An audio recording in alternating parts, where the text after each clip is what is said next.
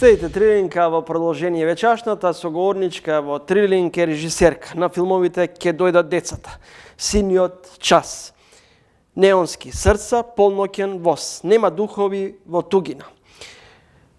Тоа се само дел од филмовите кои се и наградени. Дипломирала на катедрата за општа и компаративна книжевност на Филолошкиот факултет Блаже Коневски, а потоа дипломирала и на филмската режија на Факултетот за драмски уметности пред Универзитетот Свети Кирил и Методи. Неодамна магистрираше во Велика Британија, Лондон, на Универзитетот Голдсмитс. Добре ден за Ана Јакимска. Благодарам за поканата. Јакимска... Само една поправка, значи Полноќен воз не е филм кој што е снимен, реализиран, тоа е само сценарио кој што го развивав и го завршив, така што тоа е сценарио за долгометражен филм кој што сега постои само во таа форма, сценарио. Во однос на овој филм сега што го споменавте, тоа е станува збор за филм краткометражен кој е инспириран од вашиот престој во Велика Британија. Тоа е Нема духови во туѓина. Аха. Да, тоа е последниот филм кој што го спомнавте. Така е, значи, јас благодарение на Ачивнинг стипендијата имав прилика во 2022 година да се преселам во Лондон и да се запишам на едногодишни мастер студии по режирање фикција конкретно. Што беше фантастична прилика за мене, затоа што можев да се посветам на совладување нови алатки, нови пристапи на изразување на екранот, да работам со луѓе што доаѓаат од различни позадини од цел свет. Така што имаше многу така работи што ги направив за прв пат, додека бев во Лондон. Инспирацијата за филмот ми дојде од комуницирањето со баш тие луѓе што доаѓаат од различни страни на светот, и особено кога зборуваш за некоја приказна која што е македонска, која што доаѓа од култура што е на светската сцена мала како нашата, значи недоволно представена, нели, underrepresented. Како зборуваме за нашите приказни, како ги раскажуваме пред светот, како ги представуваме, како ја отвараме цела оваа култура и ова место на картата, што во голема мера има непознато на луѓето, дури и тие што се во европскиот континент, како што е, нели, Англија. Сватев дека има една многу важна глобална перспектива во тоа како ние ги представуваме нашите приказни од овде и која е тежината што ние носиме како раскажувачи. Значи, дали нешто заработуваме, дали ги искористуваме тие екзотични стереотипи и призвуци кои што доаѓаат секогаш со источната култура на екранот, или правиме нешто за да се бориме против тие стереотипи. Како ја представуваме нашата култура? Акцент во овој филм ставате на одговорноста. Мислам дека одговорноста е многу важно прашање во се што правиме, дека секогаш мора да сме свесни за тој динамичен општествен и политички контекст околу нас, која е нашата улога. Значи, што и да правиме, ние не го правиме тоа во вакуум. Секогаш има некакви последици и тоа во уметноста никогаш е занемарено. Но мислам дека е исклучително важно, затоа што уметноста е сепак огледало на реалноста. И тоа што го правиме ние можеби не може да го промени светот или нема таков капацитет, таква моќ за да направи инстантно некоја промена. Но многу е важно што е тоа што ние го ставаме на екранот, значи што излегува од нас како приказна, така што апсолутно имаме одговорност. Ако филмот е огледало на реалноста, во какво време живееме? Па транзиција, но на светско ниво, не само нашата македонска транзиција, за која што постојано зборуваме, особено за време на избори. Мислам дека светот се менува, генерално светот се менува на подобро. Тоа што се некои нови текови со сензитивност за човекови права, особено за инклузивност, за децентрализација, Мислам дека особено на темата на децентрализација треба да се направи многу повеќе, затоа што светот природно има тенденција да се враќа кон тие тежишта на центарот, како што ја може да видиме и во Велика Британија. Во филмската индустрија Лондон е центарот на се. Значи, да, се има обиди да се направи Бристол како една романтична приказна на Холивуд, на западот на Британија, но Лондон е центарот, таму се случува се и тоа не е идеалната состојба.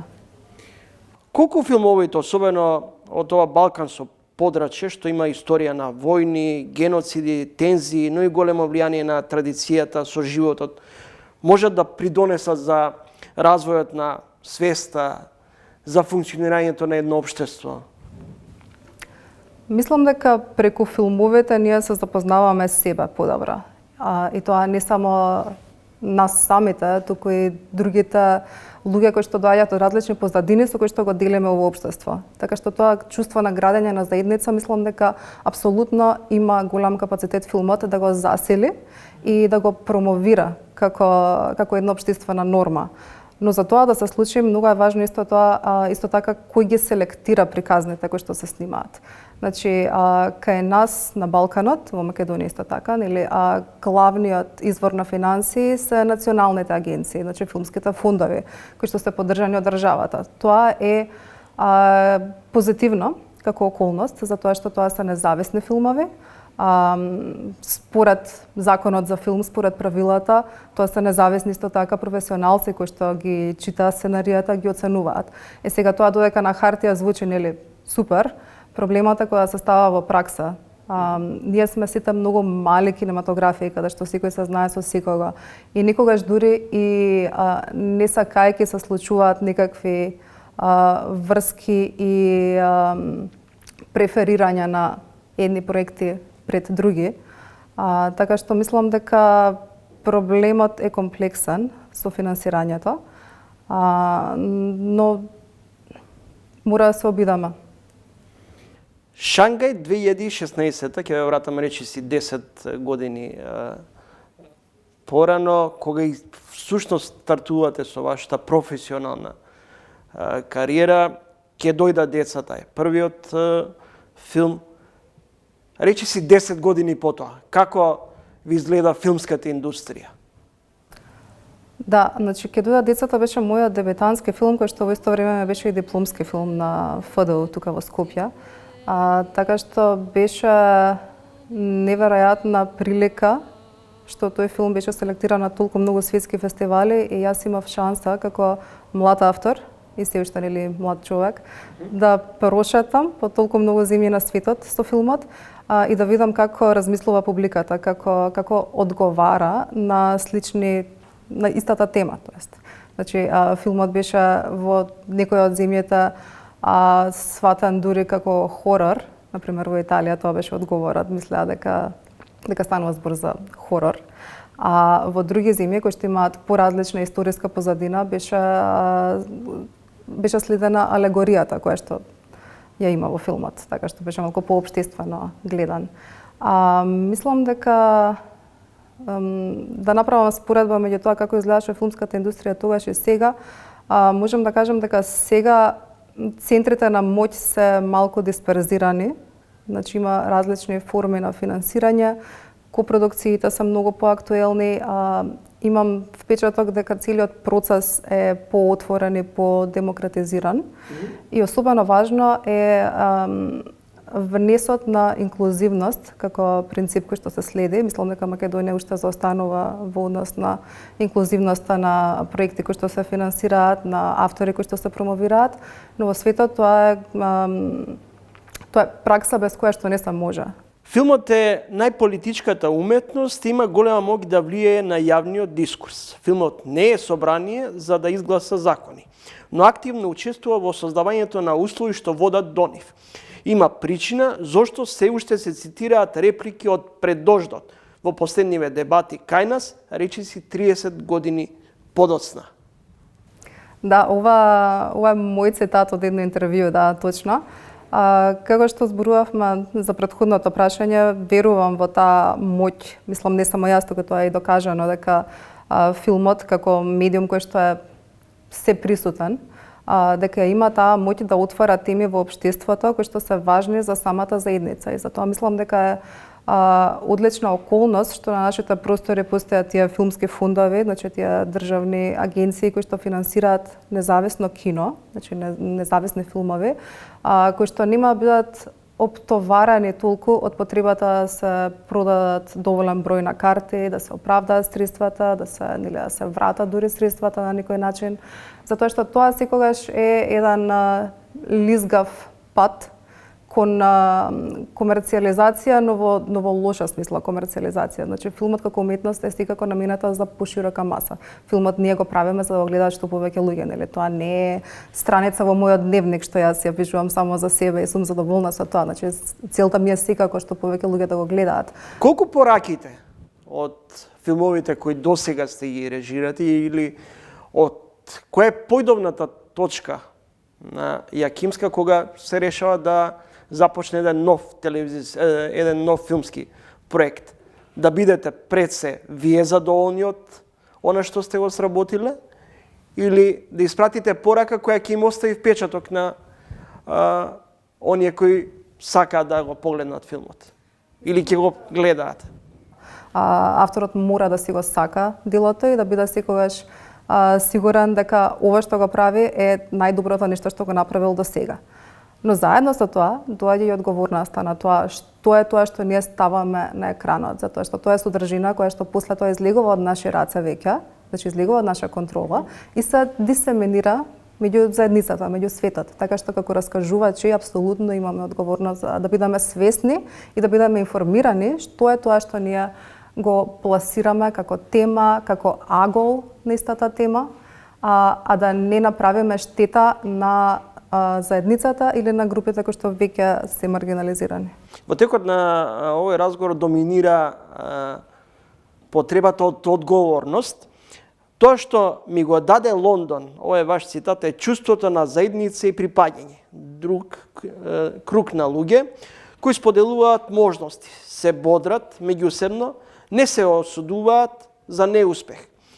Се научив на поинаков систем, каде што надпреварот да се биде подобар не е со некој друг, туку со себе си.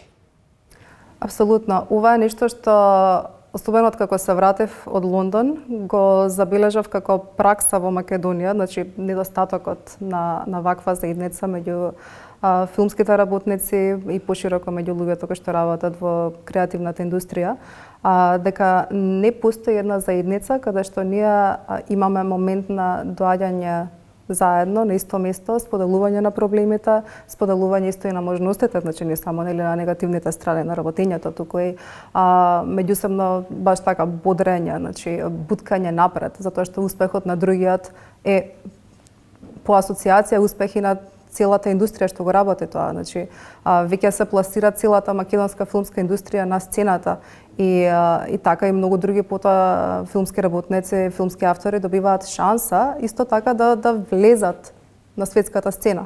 Но ова што го зборувате не е случај кај нас. Напротив, мојот впечаток е дека меѓу вас, например, па и во другите професии постојано преовладува ривалитетот. Така, и тоа е нешто што јас не го забележував додека живеев тука, значи го имав нормализирано како пракса, мислам дека едноставно така функционираат работите и дека треба само да се најде некој свој пат меѓу целата таа трибалистичка подалба што постои во филмската индустрија.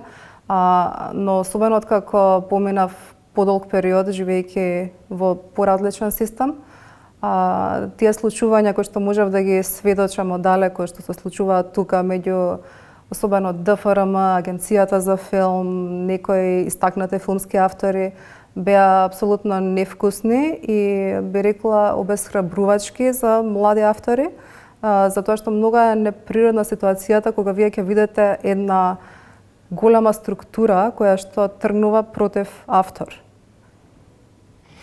Јакимска, при крајот од разговорот, повраќањето од Лондон во Скопје, се соочивте со општествено-цивилизацијски шок?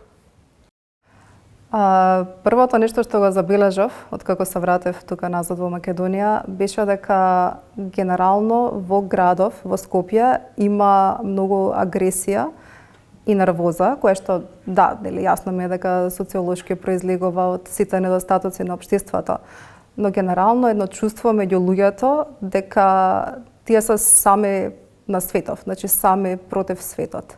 Едно чувство на постојана борба наместо уживање. Така што мислам дека тоа е нешто што особено треба да се промени, малку да се намали агресијата која што сите на дневно ниво во мали дози ја чувствуваат и ја практикуваат.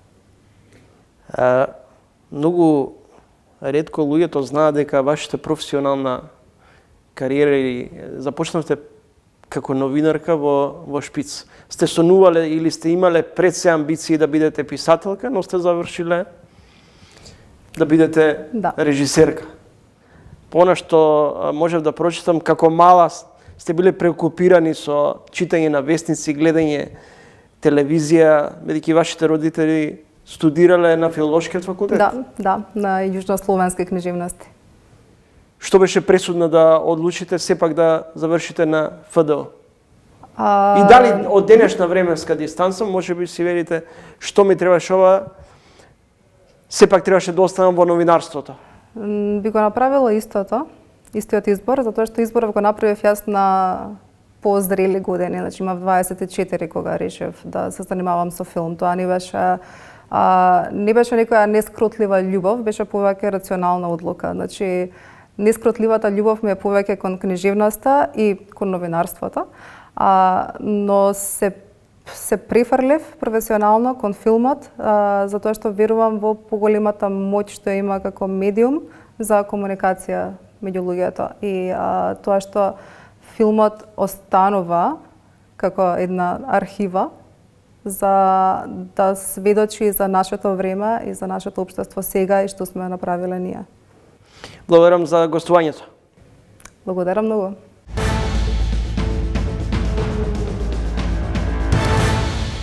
Во овие 60 на минути имавте можност да следите интервју со поранешниот премиер Љупчо Ѓорѓиевски, Дарко Аврамовски од Коалицијата за правично судење, како и режисерката Ана Јакимска. Довидување до идниот петок во исто време.